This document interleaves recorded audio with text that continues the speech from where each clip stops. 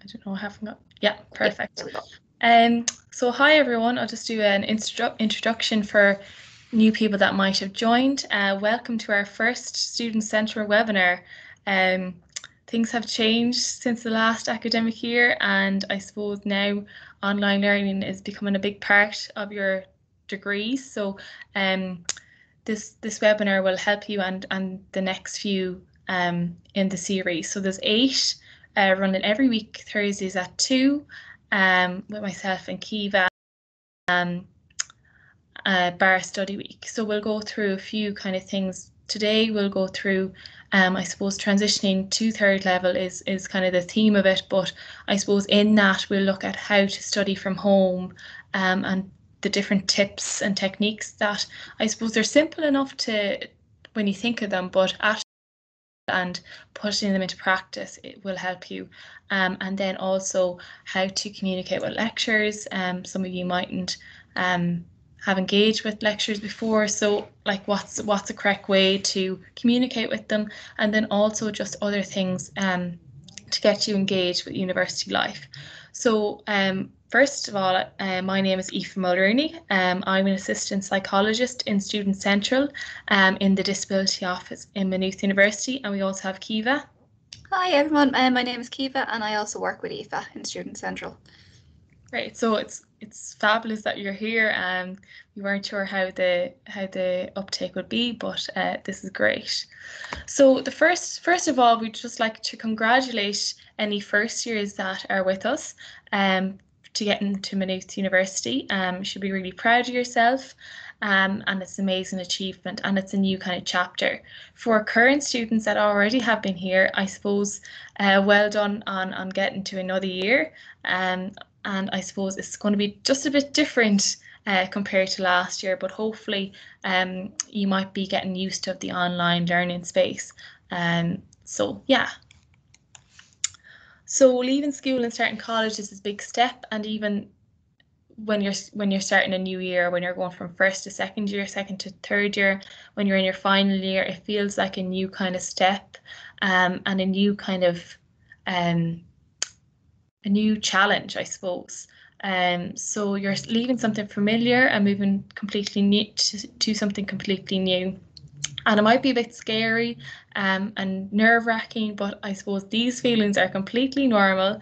Um, and it is very exciting to be starting a new chapter in your life and kind of succeeding in what area you want to what you want to study in. So yeah. So studying at college, there's many differences between studying at second level and third level. And in order to thrive, you need to be aware of the differences. And I suppose even if you're in second year or third year or fourth year, them independent learning skills that we'll probably go through and highlight today will also help you when you get work, like different leadership skills, group work, different assignments, research skills. All these skills will help you with work and when you've kind of graduation and you've moved on from Maynooth University. So this webinar will just give you a few tips. So first of all, I won't spend too long on this, but just to highlight the differences between second level and third level. So in second level, you might have had guided homework tasks. Time is often structured, so the teacher is kind of helping you go through assignments and when you should be finished. And concepts are often simpler as well. Whereas in college, it's more self-directed study. You need to plan your day. You might have a few assignments at the same time, especially if you're working with different departments. You could have similar deadlines. So I suppose it's really breaking up your assignments and planning them so you're not getting overwhelmed and everything like that. So next week we're going to look at time management and organizational skills, and we'll kind of look at how to manage your time, how to manage your assignments, and I suppose the best ways to do it from home as well. Then just another thing with second level, so sometimes the concepts might be simpler. Information is in black and white, kind of facts, and you don't really need to reference. Where in kind of university, you need to be more critical and you need to kind of question more what's in text, and you also need to reference and kind of look at what's in the textbooks and what's been researched and things like that. So I suppose that's very self-directed as well. So you will get information from your lecturers, but you also need to kind of look at them, what they're saying, and be critical. What's the positives, what's the negatives, what is the research based on? Okay, so that's just an overview. And I suppose this is one of the major things that you need to use I suppose during your college this year, and technology. So technology bridges the gap between secondary school and college, and this year more than ever you're going to be relying on technology more. So being familiar with your Office 365 suite, so up there on the top corner, so your Microsoft Word, your Excel, your PowerPoint, your Outlook with your emails. So just becoming familiar with them, and like there's other kind of apps that you can use, such as Grammarly for spelling and grammar, so that's kind of free, you can use. And yeah, just making sure that if you have any questions or any kind of concerns about what technologies are useful, just reach out to someone if you're having difficulty. So I suppose when you're starting off a new year, even if you're a current student, I suppose setting a goal for what you want to achieve this year. So I suppose if you kind of have a think, maybe for a minute or two, what is your goal for this academic year? What do you want to achieve? What knowledge you want to gain, what you want to learn more of. So I think by setting a goal at the start of the year, so it can be a long-term goal. It can be you want to pass through your exams, you want to meet new friends, meet new people, you want to try and go to all your lectures, have better notes. Any other goals, Keeva, that you can think of? Maybe one thing to say is that it's important to maybe break your goals down into smaller chunks. So if it's, making new friends, thinking of ways that you can do that, maybe joining clubs and societies, or if it's to pass an assignment, then, doing your research first and just breaking the goals down so that they're more achievable. Yeah, I think having like a goal, like a long-term goal for the year really does motivate you. So even sticking it up by your desk, it can be as materialistic as you want. It can be a long-term goal for working when you're in a few years, when you're working a big car or whatever. Something that drives you and like, why am I doing this course? What's making me want to do this? So because sometimes we will probably get stressed and everything if there's a lot going on. So just having that goal and having that kind of motivation board or whatever up at your desk it'll make you realize this is why I'm doing it. This is towards.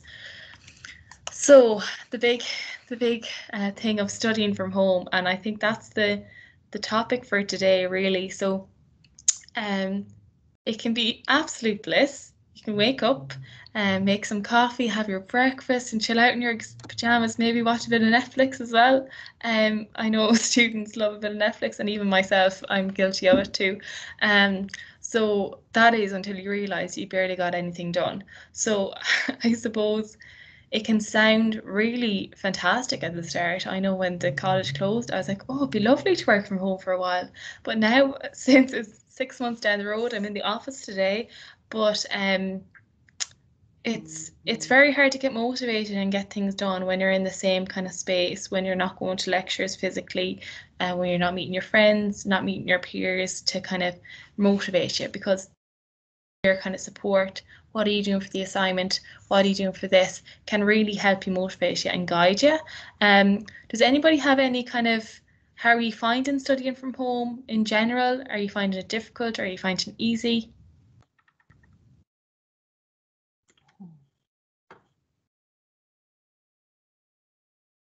Yeah, so I don't know if this thing's coming into the chat, Kiva, but you take an eye. But I suppose if you want to say anything, feel free to say anything or any questions you have as I go along. Don't be kind of afraid.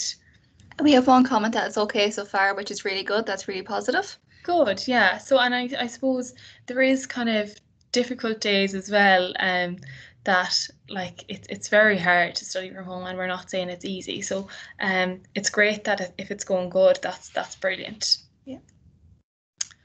So I think tips, and these are really simple tips, but I think you need to just be mindful of them.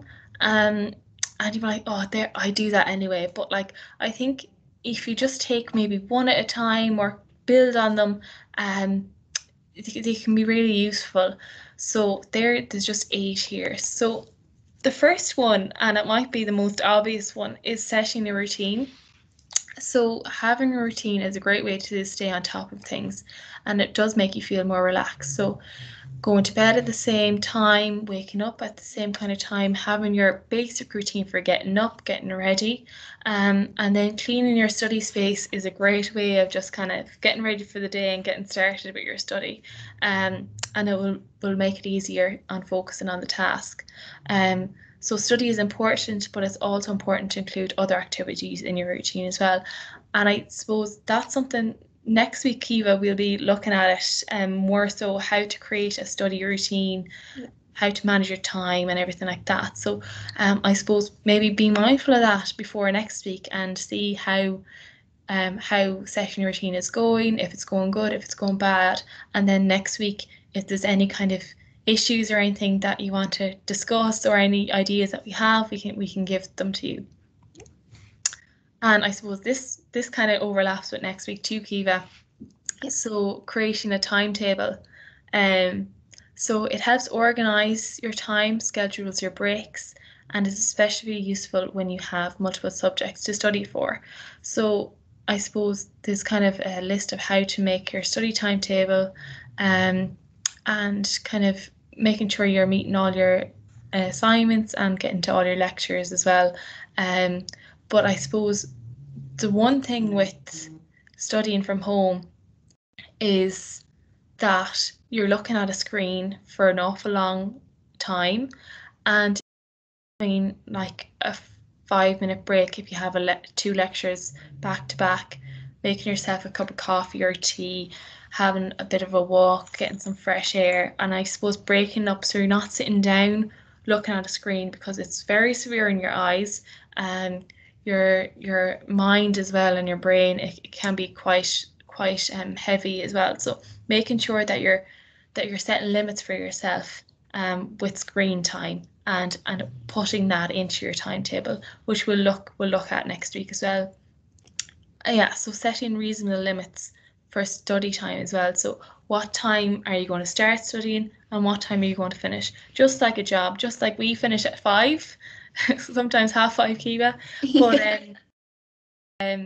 But that's when we finish and our laptops and phones are off, and then we can relax for the evening. So that's what we want you to do. We don't want you to be studying 12 hours a day.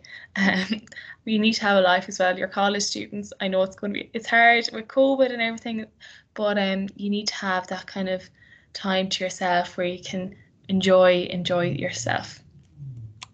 I think it ties into a comment we have as well that things are going okay once you stick to a timetable or objectives that they want to get done during the day, which I think is a really useful tip to have, maybe like a to-do list of things you want to get done as well. Yeah, and ticking them off is a great feeling. Yeah, definitely. my little to-do thing here, that I can show you next week.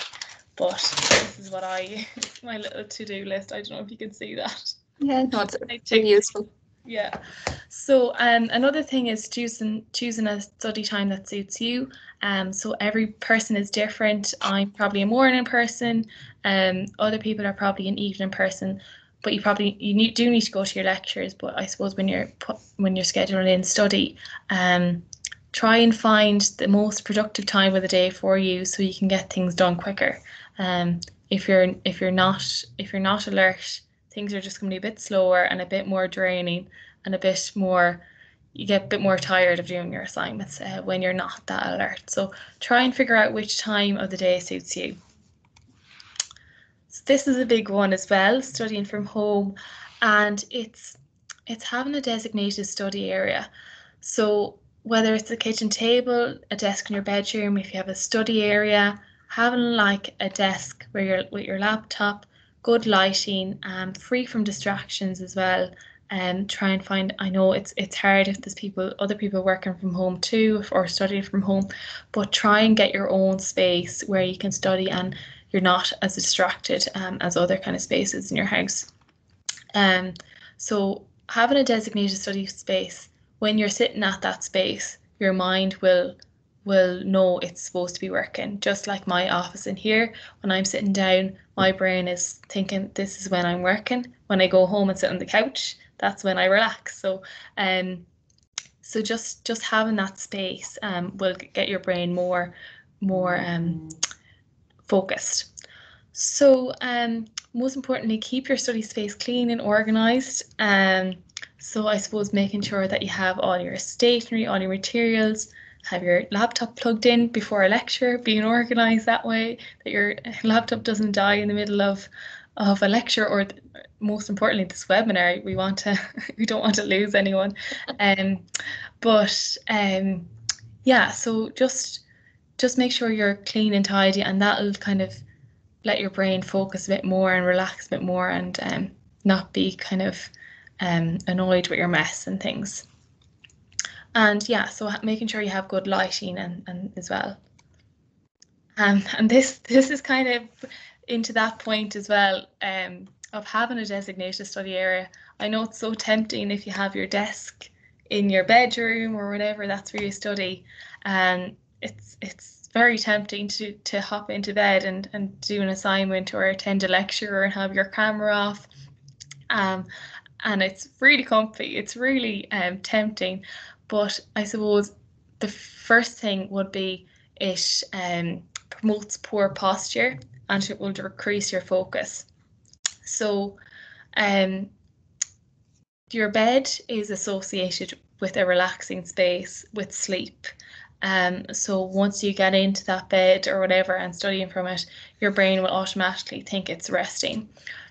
It will also, if you start working from sitting in your bed with your laptop, it will also decrease your sleep, because your brain has started to associate that space with work. So you will have probably a more restless sleep. So yeah, so try not to watch Netflix by all means on your laptop, but try not to study.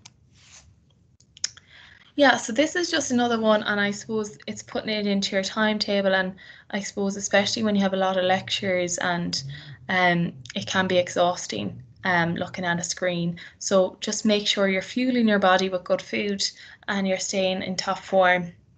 Yeah, so it's difficult to focus when you're hungry. So just making sure that you're having your routine of having your breakfast, lunch, and dinner. And try and have a healthy snack in between if you have a few lectures. We have one question. What if you have a desk in your bedroom?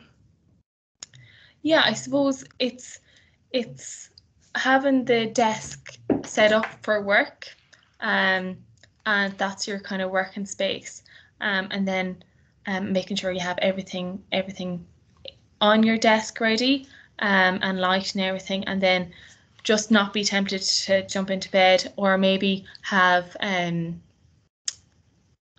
relaxing place as well in your bedroom. But try and associate your desk with study and with work.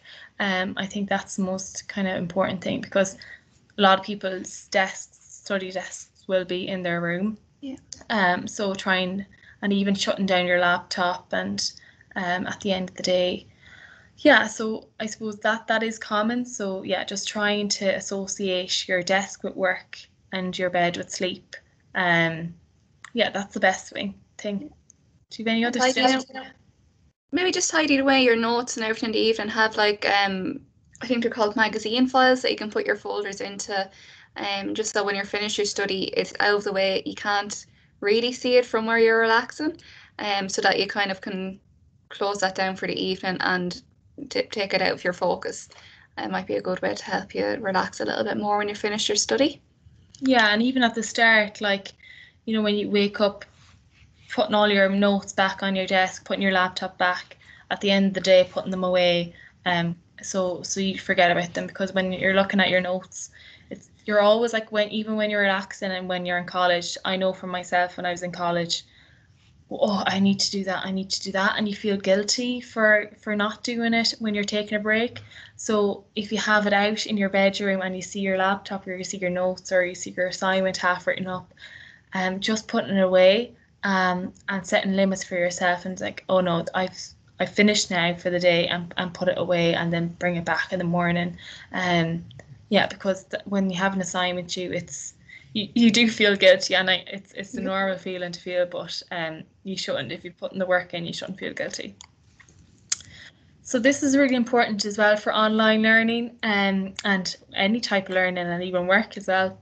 So taking regular breaks. So aim to have a few minutes away from your desk every day, every hour, in order to stretch your muscles. I suppose you need to move as well. Sitting down all day isn't healthy. So taking regular breaks improves your focus and attention, and also boosts your energy.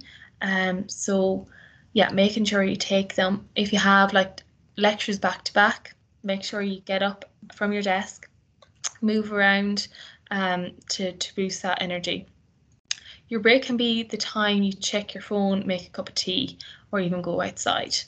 Whatever you choose to do, make sure you move around a little. So even if you're looking at your phone around, walking around the house or whatever. But I suppose I would kind of suggest, when you're taking them breaks from your screen, try not to be on your phone, just to give your eyes a break. I don't know, what do you think, Eva, about that? Yeah, that's really important. You need to give your eyes some time away from looking at a screen. I think there is even a useful tip that every like 20 minutes or so, move your eyes away from a screen and look out a window, just to let them readjust and to have a quick break. But yeah, no, that's definitely a good point. Yeah, and yeah, it's very severe looking at a screen. And I think I've heard that like the limit of screen time should be only about 4 hours a day. So being conscious of that as well, of how much time you're looking at a screen, because you can easily move from your laptop to your phone to the TV, and you think you're relaxing, but your eyes are can be quite drained from it. So using your social support system is really kind of beneficial as well, um, when you're studying from home. Um, and I suppose it's trying to link in with peers as well in your course. I know it's difficult for first years who mightn't have actually met someone face to face, um, but try and stay kind of in the loop what's going on, and even having your family and friends as well, and chatting online. Um, yeah, so checking in with classmates remotely. So we'll kind of talk about clubs and socks at the end. But yeah, so just kind of reaching out if you kind of need some support to the family or friends, and your peers in your course. Um, have people found that difficult to kind of link in with their college classmates?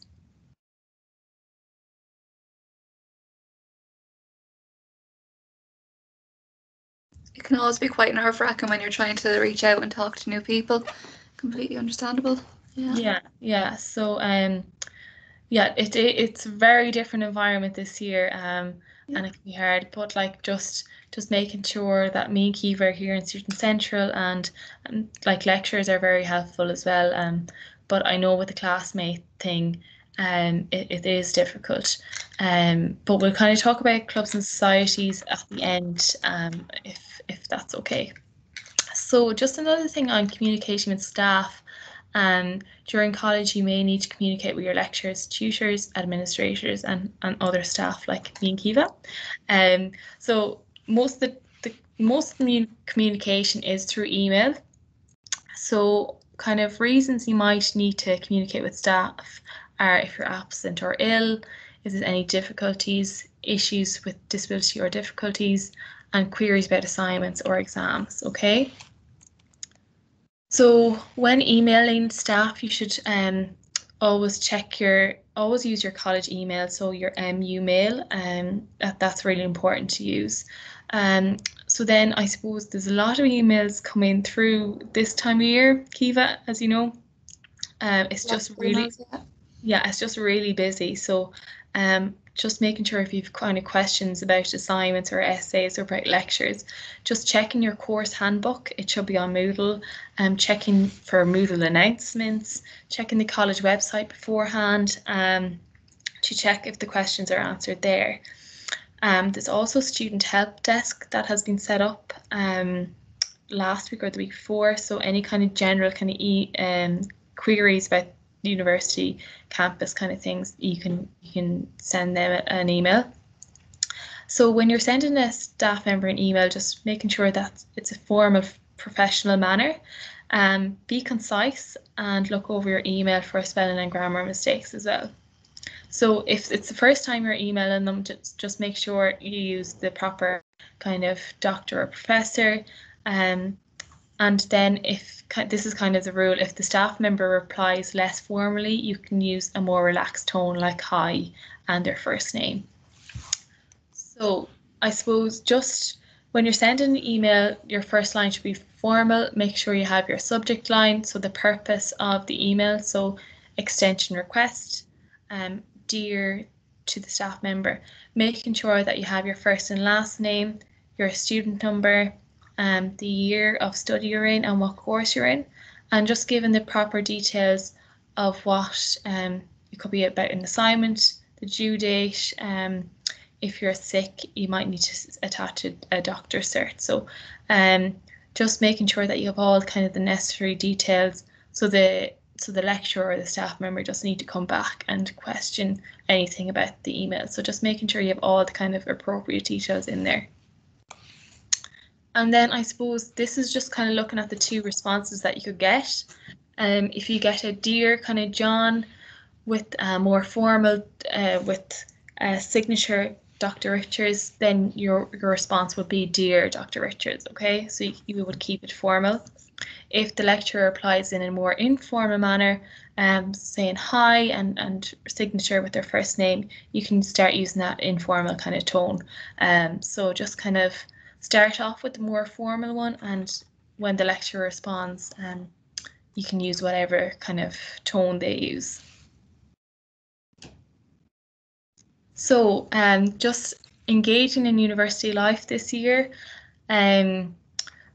it's going to be quite difficult and to kind of engage and get the university experience of other years. But just to highlight that, Launchpad 2020 is still running, so there's going to be activities every week for the first semester, so engaging in any of them. I know it's a great way to meet the MAP ambassadors, to meet new people as well. So there's different events. So check out the Launchpad website, and there should be links. They're mainly like Teams events, aren't they, Kiva?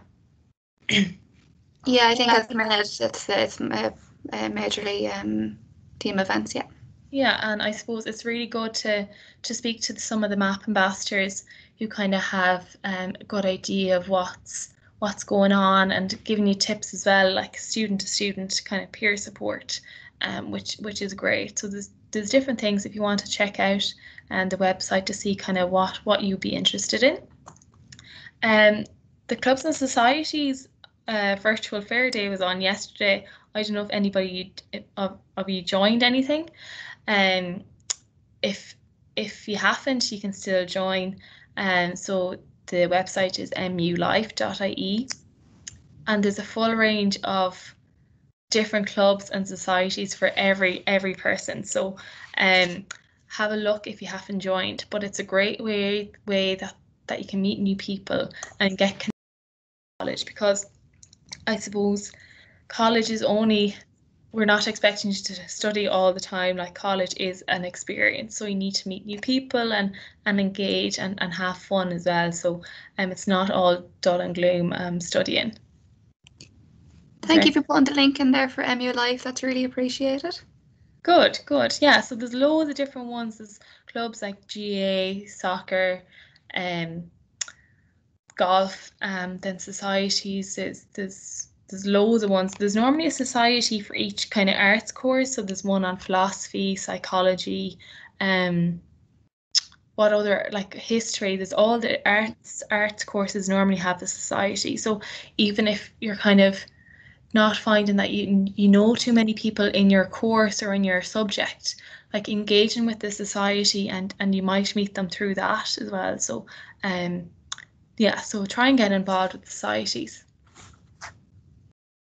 So other just university support that's available as well, just to kind of highlight to first years and just remind current students that that's available. So the Math Support Centre is there, the Academic Writing Centre is there to help you with any essays. The Student Health Centre, with that spelled wrong, is there as well. So the doctor and nurse are on campus, and the counselling service is also available, and the student budgeting, and for kind of academic options, the academic advisory offices is available too. So there's loads of different supports out there, and I suppose never feeling like you're on your own. If you kind of have an academic query about an assignment or a lecture, it's normally the academic department that would be able to help you with that. So never being afraid to reach out and ask for help. Is that okay? Perfect. So then, Keeva, could you just send out the feedback form, and maybe we can stop recording there as well. And if there's any questions, we can answer them.